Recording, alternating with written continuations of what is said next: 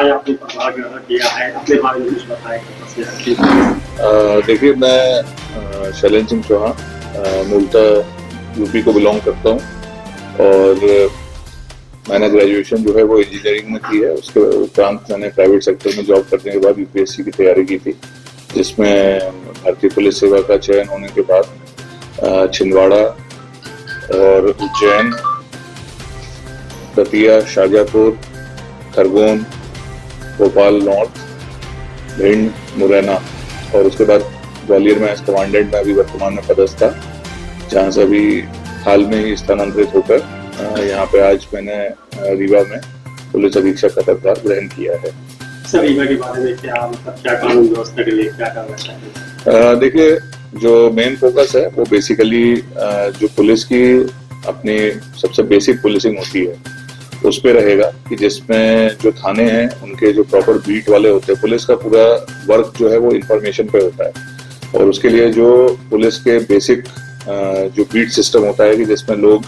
अपने एरिया को पूरी तरह से समझते हैं और वहाँ पे होने वाले लोगों के मूवमेंट्स और उनकी कार्रवाइयों पे सतत निगाह रखते हैं, नजर रखते हैं और वहाँ पे लोगों के साथ और वहाँ पे सभी से अपना एक नेटवर्क डेवलप करके उसके आधार पे वहाँ पे ये कोशिश करते हैं कि किसी प्रकार का कोई अपराध पहले तो घटित न हो और यदि घटित होता है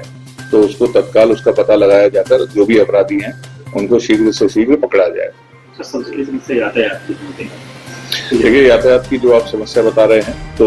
अभी जैसे मैंने आप पदभार ग्रहण किया है, एक बार पूरा यहाँ का जो रूट्स हैं, मेन रोड्स हैं, उसके अलावा जो उनकी कंट्रीब्यूटिंग रोड्स हैं जहाँ से ट्रैफिक आते हैं, छोटी गलियां हैं या बड़े रोड्स हैं, तो एक बार पूरा उसका ट्रैफिक का फ्लो समझने के बाद और कहाँ पे क्या बॉटलनेक्स हैं, कहाँ पे ट्रैफिक का जाम लग रहा है या कहाँ व्यवस्था खराब हो रही है, उसको देखते हुए किस प्रकार से उसको ठीक किया जा सकता है। और उसमें साथ ही साथ कई बार ऐसा होता है कि जो प्रशासनिक स्तर से भी कुछ उसमें चेंज करने का रहता है, तो वो हम संबंधित विभाग से भी उसके साथ सामंजस्य स्थापित करके प्रयास करेंगे कि व्यवस्था जो है वो बेहतर से बेहतर स्थापित। महिला अपराध जी, जैसे महिला अपराध है या जो हमारा नाबालिग बच्चे बच्चियों से संबंधित अपराध होते हैं या फिर जो हमारे SC/ST से रिलेटेड क्राइम जो होते हैं, ये सभी हमारे उसमें रहेंगे प्रायोरिटी में और हम प्रयास करेंगे कि आप सभी लोगों के साथ और आपके माध्यम से जो यहाँ की जनता है उनको भी हम लोग अपने साथ इसमें इन्वॉल्व करना चाहेंगे, क्योंकि बहुत से अपराध ऐसे हैं कि जो लोगों में जागरूकता लाने के उपरांत ही हम उसमें किसी प्रकार की जो कमी है उसको ला सकते हैं। सर, यहाँ थाना स्तर पे जो ग्रामीण क्षेत्र के थाना स्तर वहाँ इलाका में अधिकारियों के कार्यालय में काफी भीड़ होती है, तो इसको कैसे सुधार करेंगे कि वही स्तर से वहाँ काम हो जाए? देखिए, प्रयास करेंगे कि जो हमारे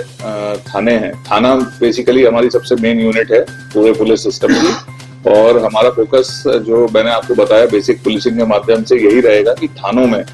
जो भी फरियादी आते हैं और जिनकी भी ऐसी शिकायतें हैं कि जो थाना स्तर पर जिसको एड्रेस किया जा सकता है और जो होनी चाहिए, तो उसमें भी हमारा फोकस रहेगा कि वो वहीं के वहीं उसका निराकरण हो जाए। यदि उसके उपरांत सारी प्रक्रिया करने के बाद यदि फरियादी संतुष्ट नहीं होता है और वरिष्ठ कार्यालय आता है तो अलग बात है, बट यदि उसकी कोई कार्यवाही ऐसी थी जो अपेक्षित थी और जो थाने पर संभावित थी और यदि नहीं हुई है तो फिर उसमें प्रॉपर जांच करके कार्रवाई की जाएगी कि ये इसका यहाँ पे आना किस वजह से हुआ है। न केवल अपने आप में एक समस्या है बल्कि अन्य कई समस्याओं की भी जड़ है और बहुत सी जगहों पे हम लोगों ने देखा है कि जो नशा करने वाले होते हैं फिर वो नशे के अपने उसके प्रबंध के लिए या उसके नशे के उसमें असर में वो कई बार कई अन्य अपराधों को भी अंजाम देते हैं। तो बिल्कुल हमारा इसमें भी फोकस रहेगा और इस एरिया में जैसा आप सभी से मुझे चर्चा के माध्यम से भी पता चला और यहाँ का जो हम लोगों की पुलिसिंग उसमें भी हम लोग को इन्फॉर्मेशन है कि यहाँ पे नशे का एक डिफरेंट टाइप का नशा जो है जिसका यहाँ पे स्पेसिफिकली यूसेज होता है, तो उसका भी हम लोग अपना पता लगा कर कि वो कैसे सप्लाई होता है और उसकी जड़ में जाकर कि कहाँ से वो किस तरह से हो रहा है सप्लाई, और प्रयास करेंगे कि उसमें स्टर्न कार्रवाई करें जिससे